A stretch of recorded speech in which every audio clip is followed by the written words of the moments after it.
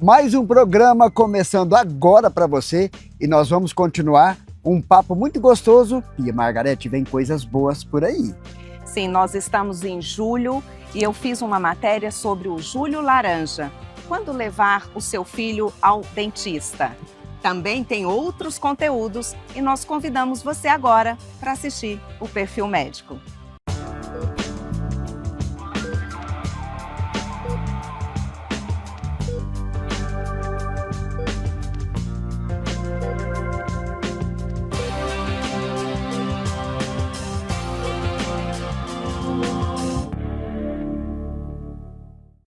Julho é o mês da conscientização da saúde bucal infantil. Inclusive, já se tornou lei agora em junho de 2026. É preciso cuidar da saúde bucal. Sobre Junho Laranja e tudo o que está por trás desta data, eu converso com a ortodontista e ortopedista funcional dos maxilares, Lísia Rocha. Para começar, o que é Julho Laranja e qual que é o principal objetivo dessa campanha? Tá, a gente sabe que todos os meses a gente tem uma cor. O julho, ele é laranja justamente para conscientização das pessoas da necessidade da primeira avaliação ortodôntica das crianças. Então, nesse momento que a gente põe todas as energias para quê? Para mostrar para os pais que esse julho também é um mês de férias, né? Que é importante avaliar como que essas crianças estão, como os dentinhos estão encaixados. Então, é a conscientização da primeira avaliação ortodôntica da criança. A gente fala assim, que desde que o bebê nasce, é importante eles ter o acompanhamento com o dentista. Mas essa avaliação ortodôntica acontece principalmente nas trocas dentárias, ali 5, 6 anos de idade. Por quê? Porque é uma janela de oportunidade para você poder avaliar melhor como esses dentinhos de leite estão encaixados, se tem espaço para caberem os dentes permanentes, se o queixo está mais para trás, mais para frente, se é uma mordida cruzada. Então, é o momento ideal das trocas dentárias para você organizar todo o espaço para essas trocas, porque afinal de contas os dentes de leite eles servem de guias para os dentes permanentes. Então, arrumando a boquinha nos dentes de leite permanente bem encaixa muito melhor e muito mais fácil. Por quê? Porque a gente avalia desde a criança, antes dessas trocas dentárias, como está o processo respiratório dele. Criança que adoece muito, dorme de boca aberta, baba no travesseiro, ou tá rangendo o dente, então sempre toma muito antibiótico, tá com o narizinho escorrendo. A gente fala rinite, otite, sinusite, respiração, é o verdadeiro respirador bucal, é onde a gente mais tem que tomar cuidado, porque senão as crianças entram num quadro cirúrgico, sendo que a gente poderia corrigir isso antes. Então isso é importante. Se a criança come de boca aberta, como que esses dentinhos estão encaixados, o perfil. Então a gente tem até a parte postural. Então, se for analisar, tem muita olheira, tá com a boquinha aberta, fica muito assim, porque o ombrinho vem para frente. Então, são alguns aspectos que tem que avaliar. Então, parte respiratória, a parte postural, a parte como ela está mastigando, né? A gente fala até assim, até escovar os dentes. A criança tem dificuldade, às vezes é porque a boca passa a ser o nariz. E aí, se você vai colocar uma escova com pasta de dente, vai escovar a criança, sufoca. Então, às vezes, não é porque a criança não quer escovar dente, porque você tem que ter toda uma análise. Ela consegue? Então, mesma coisa para mastigar. Mastiga de boca aberta, porque, mais uma vez, a boca passa a ser o nariz. Então, você coloca comida no nariz, como você vai ficar lá mastigando de boca fechada? Você tem que respirar. Então, eu falo que é muito importante, porque às vezes a criança sempre está comendo com o líquido junto para poder engolir o mais rápido. Ou aquela criança que realmente desiste de comer. Então, E todo tratamento ortodôntico envolve o uso de aparelhos ou não? Tem como resolver de outras formas? não, sempre existe essa questão de ter que fazer algum tipo de intervenção. Então, às vezes, não é aquele aparelho fixo, colado, então a gente tem os aparelhos ortopédicos, tem pistas que a gente constrói na boquinha da criança, então por isso que às vezes você começa com uma idade muito pequenininha e fala, nossa, não tem nem dente direito para isso, né? Mas você consegue construir esse aparelhinho na boquinha da criança para promover esse avanço da mandíbula ou para descruzar um próprio dentinho, porque senão fala assim: como que ela vai usar? Não dá conta. Então a gente consegue construir, mas sempre tem que ter uma intervenção. É muito você pode dar, como se diz, estímulos suficientes para ele desenvolver, no caso de uma boa amamentação, a mastigação, mas ele tem que ter a boquinha fechada, tem que respirar bem para tudo isso desenvolver. Ainda tem aquela coisa assim: vou ao dentista só quando tá com dor. E quando você olha para esse desenvolvimento, então você tratando uma criança, deixando ela perfeita, tanto que a nossa especialidade é uma ortopedia funcional dos maxilares. O que quer dizer isso? Se a função dos maxilares estiver ok, o que vai acontecer? Você vai levar uma criança perfeita que vai se tornar um adulto perfeito, considerando que ele vai ter tudo certinho, sem nenhum tipo de hábitos que vai acontecer. Então, se você vai trabalhar a parte respiratória, a parte postural, a parte de fonação, então, como se diz, ele vai se expressar muito melhor na sociedade.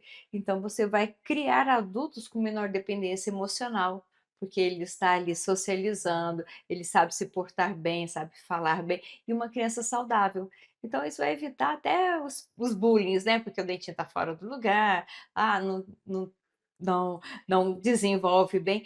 E até uma coisa muito importante está acontecendo, muito diagnóstico errôneo de TDAH, porque é um respirador bucal, uma criança hiperativa. Então, é muito legal essa multidisciplinaridade de outros profissionais avaliar essa criança e falar com o dentista também e instruir os pais que isso é importante, que é bom que não é só o dente, é todo um sistema funcionando. E eu falo que a boca é o diamante do nosso corpo. Ali funcionando bem, todo o restante vai. E que orientação você deixa para os pais que ainda têm dúvidas de quando procurar um ortodontista? Tá. Qual a dúvida? Não pode ter dúvida. Assim como ele faz o acompanhamento com o pediatra desde que o bebezinho nasce, é importante, antes mesmo de ter dentes, ele vir para uma consulta com o odontopediatra, que já vai avaliar e também vai indicar para um ortopedista, né, um ortopedista funcional, para fazer essa avaliação. Porque às vezes o pediatra não sabe o que está acontecendo, sabe que tem um problema, mas que precisa dessa união do pediatra com o dentista para fazer um melhor diagnóstico. Então, assim, não tem dúvida, o mesmo acompanhamento que a gente faz com o ginecologista, fazendo pré-natal, temos que fazer o pré-natal odontológico, porque isso já vai ajudar a mãe a ver umas questões que ela nem imagina que tem. Depois vem o bebezinho, antes dos dentes nascerem, quando os dentes chegam, depois essas trocas dentárias. Então, assim, é imprescindível que esse acompanhamento aconteça antes mesmo dos primeiros dentinhos. Você está assistindo o programa Perfil Médico na Band. Oferecimento Labormed, Laboratório de Análises Clínicas e Biofarma, Farmácia de Manipulação. A automedicação é um hábito bem comum, mas pode trazer sérios riscos à saúde. E para falar sobre isso, eu vou conversar com a farmacêutica Maiara Lima, que vai trazer muitas orientações para a população. Maiara, quais são os principais riscos da automedicação? São muitos, mas antes de falar um pouco sobre esses riscos, é importante entender o que é a automedicação. A automedicação é o consumo por conta própria de medicamentos sem a prescrição de um profissional devidamente habilitado. E respondendo a sua pergunta, Aldair, a automedicação ela traz inúmeros riscos. Um risco importante é o mascaramento de doenças. A pessoa faz o uso de medicamento por conta própria ou por indicação de vizinhos, familiares e até mesmo através, né, das redes sociais, que hoje é um cenário importante. E aí não resolve o seu problema, mascara na verdade. Ele acha que resolveu o problema e na verdade pode mascarar uma doença muito maior. Maiara, quem tem doenças crônicas como diabetes ou hipertensão pode tomar qualquer medicamento por conta própria? Não, não pode, não deve fazer uso de nenhum medicamento sem orientação médica. Existem inúmeros medicamentos que são de venda livre, disponíveis aí nas farmácias, nas drogarias, e que pode trazer um impacto negativo na saúde dessas pessoas que apresentam doenças crônicas, como portadores de diabetes, hipertensão arterial e tantas outras patologias. Alguns medicamentos, que para a maioria pode ser simples, pode aumentar o nível glicêmico dos pacientes diabéticos, pode aumentar os níveis pressóricos do paciente que é hipertenso, e isso pode desenvolver aí sérios problemas para esse paciente. O farmacêutico pode orientar sobre interações entre os medicamentos que o paciente já utiliza? Sim, com certeza. O profissional farmacêutico, ele é o profissional adequado e habilitado, entendedor dos medicamentos, bem como as suas ações farmacológicas e suas interações também. Então, o paciente que faz uso de inúmeros medicamentos, esse paciente é susceptível, sim, a desenvolver algumas interações medicamentosas. Então, o meu conselho é: procure o farmacêutico clínico para esclarecer todas as dúvidas em relação às possíveis interações medicamentosas. Mayara, qual é a principal recomendação para quem faz o uso contínuo de medicamentos e precisa iniciar um novo tratamento?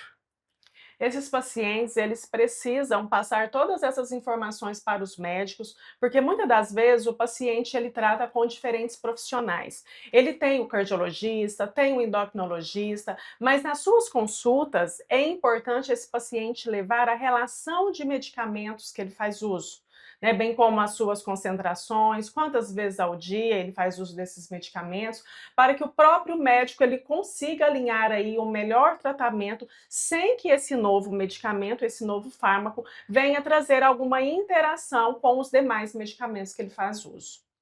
Hoje as pessoas buscam automedicação com suplementação nas academias, né? Até mesmo porque acha que as vitaminas são benéficas. O que você fala a respeito dessa correria em busca das vitaminas? O excesso de vitaminas ele pode desencadear alguns problemas. Então, é importante a suplementação, mas ela precisa ser assistida, orientada e prescrita por um profissional. É importante que a pessoa faça exames para ver as deficiências e necessidades de suplementação. Sim, com certeza. Esse paciente, esse indivíduo que, né, acha que por algum problema precisa suplementar, alguma fraqueza, alguma indisposição, ele deve sim procurar um médico, fazer um check-up, fazer todos os exames necessários para detectar se há ausência de fato de alguma vitamina, para então entrar com uma suplementação adequada e individualizada para esse paciente. Mayara, é muito importante nós lembrarmos das pessoas que estão acamadas, dos idosos que já tomam a medicação contínua. Como o cuidador deve proceder nessa questão desse cuidado, até mesmo vigiar esse idoso para não tomar esse medicamento.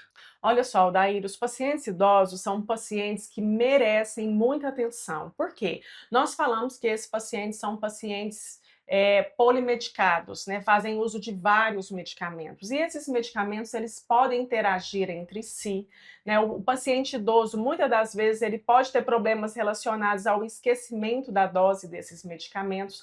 Então, esses pacientes, eles precisam ser muito bem assistidos por uma equipe multidisciplinar, pelos seus cuidadores e por seus familiares. Uma informação importante para que esses pacientes não esqueçam, né, o horário de tomar os medicamentos, bem como a tomada de todos os medicamentos, é desenvolver alguns lembretes, como post-its, colocar na geladeira, colocar alarme no celular, né? E ter sempre uma pessoa, um familiar ou um cuidador que vai assumir todo esse manejo desses medicamentos para esses pacientes. Mayara, em relação às canetas emagrecedoras, elas merecem uma atenção. Sim, elas merecem uma atenção. O problema não é o medicamento em si, mas é o uso indiscriminado, sem uma avaliação clínica adequada. Esses medicamentos eles precisam ser prescritos e acompanhados por profissionais. Então, o uso indiscriminado, com certeza, ele pode trazer vários problemas aí no futuro aos usuários desses medicamentos sem orientação e acompanhamento médico. Doutor, peguei meu filho adolescente fumando vape. Isso é perigoso? Ele fala que é inofensivo, está todo mundo fumando. Bem, meu nome é João Lucas, eu sou médico cardiologista e estamos enfrentando uma nova epidemia entre os adolescentes e os jovens, que é o uso do cigarro eletrônico. Será que ele é tão inofensivo assim? Não, não é. Infelizmente, o vape produz um vapor que, quando inalado, leva para dentro algumas substâncias, como a própria nicotina, que podem fazer mal, caem na corrente sanguínea e, além de causar uma dependência psicológica, né, em alguns indivíduos despertar agressividade, né, eles podem também fazer mal, principalmente aos pulmões e também ao coração e vasos sanguíneos. Portanto, o vapor inalado pelo vape, apesar de ter menos substâncias tóxicas do que o cigarro industrializado, também pode fazer muito mal para os pulmões e podem fazer muito mal para o coração e vasos sanguíneos, inclusive, se usados cronicamente, levar a situações como infarto, derrame ou AVC e câncer. Portanto, não se aproxime do cigarro eletrônico, tolerância zero para o cigarro industrializado e eletrônico. Você está assistindo o programa Perfil Médico na Band. Oferecimento Labormed, Laboratório de Análises Clínicas e Biofarma, Farmácia de Manipulação. As férias escolares começaram e elas costumam ser um período de diversão para as crianças.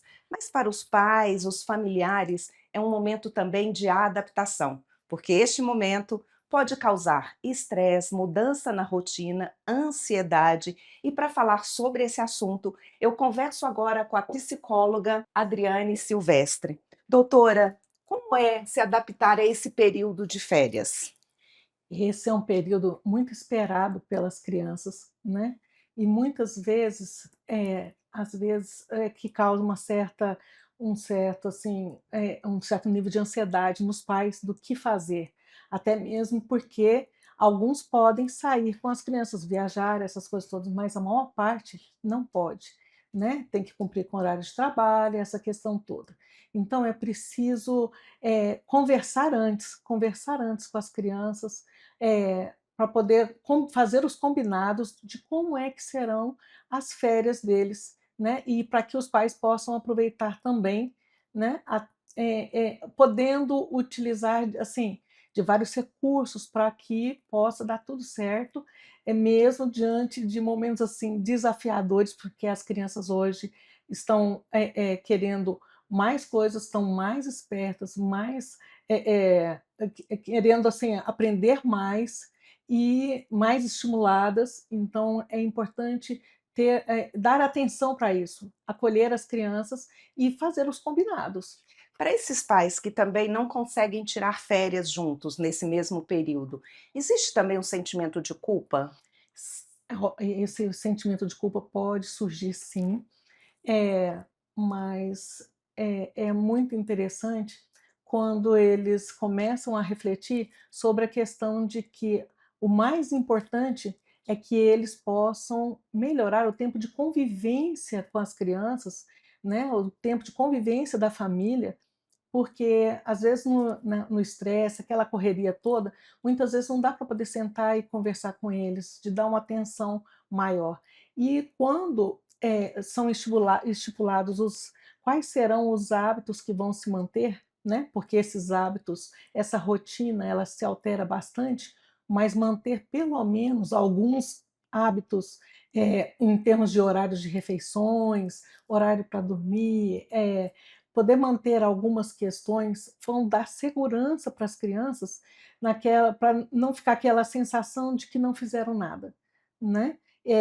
E aí de poder planejar atividades, por exemplo, mesmo visitas a familiares, visitas a pessoas conhecidas, de fazer passeios em parques, de poder ir ao cinema, ou se não puderem ir ao cinema, tem a sessão cinema em casa mesmo, né, que eles adoram. Estar junto com eles, isso favorece muito essa questão do sentimento de pertencimento da família. As crianças precisam ter essa sensação de que elas são importantes, né? Que se elas estão em casa, não passar aquela sensação de que nossa, não queria que vocês estivessem aqui, vocês estão atrapalhando porque nós queremos descansar.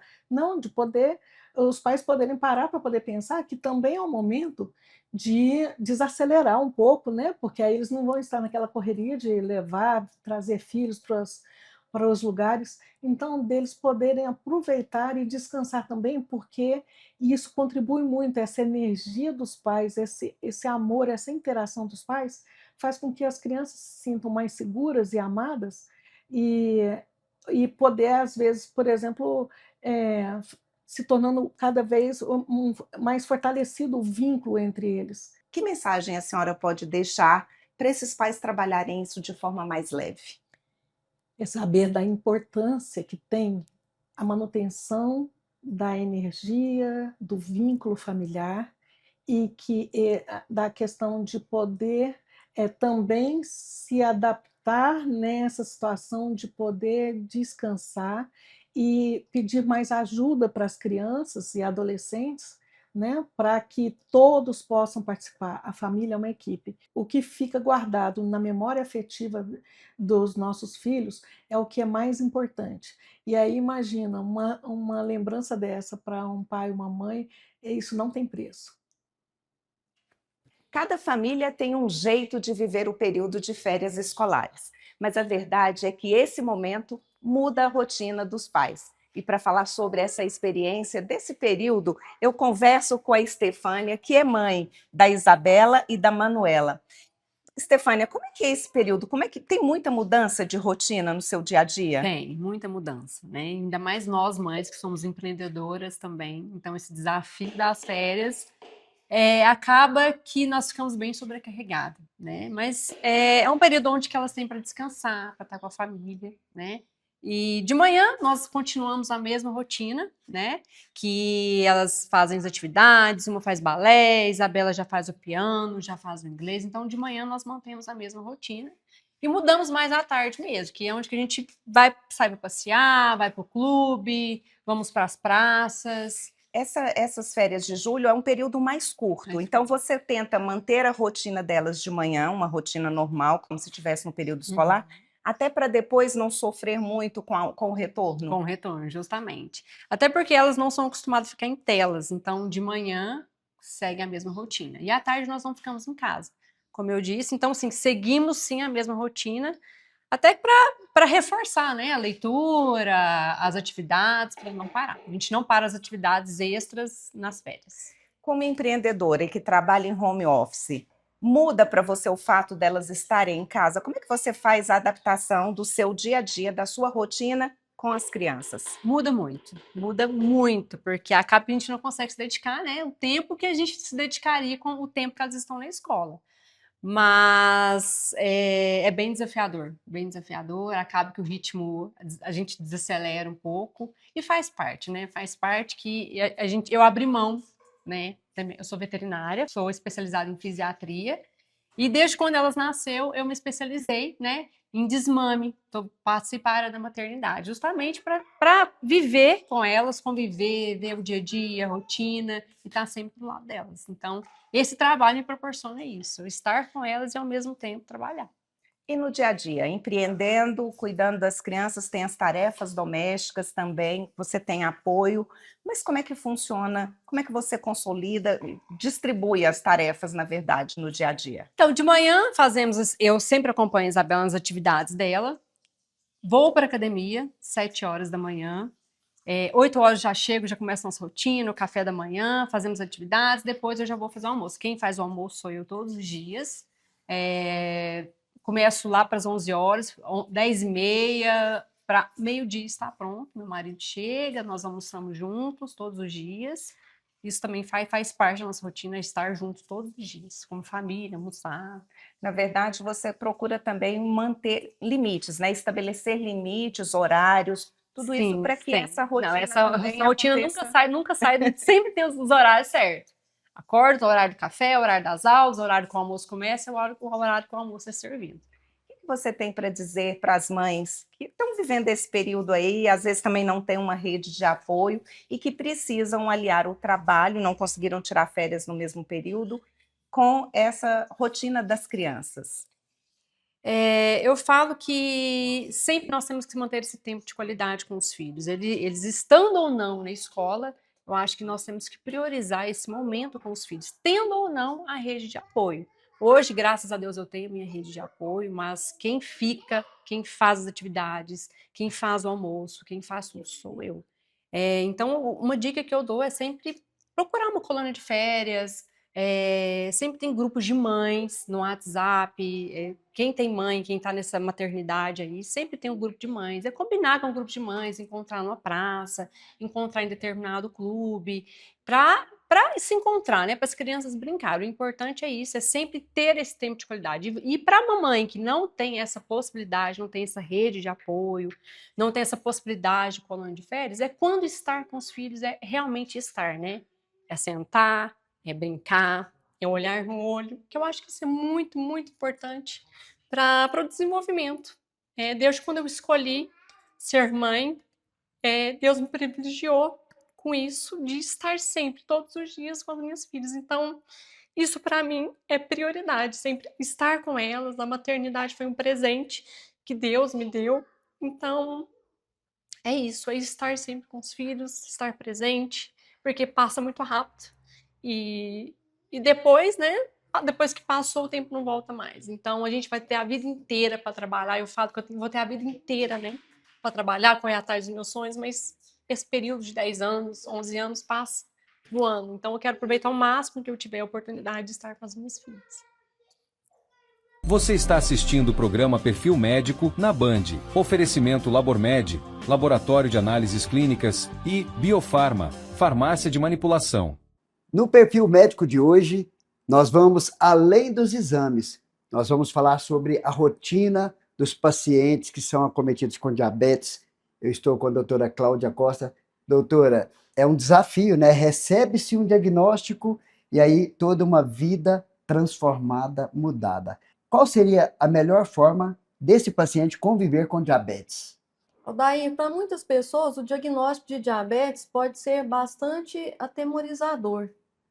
Mas a primeira coisa importante a se fazer é aceitar o diagnóstico. Aceitar o diagnóstico e encarar isto como uma oportunidade de desenvolver hábitos saudáveis.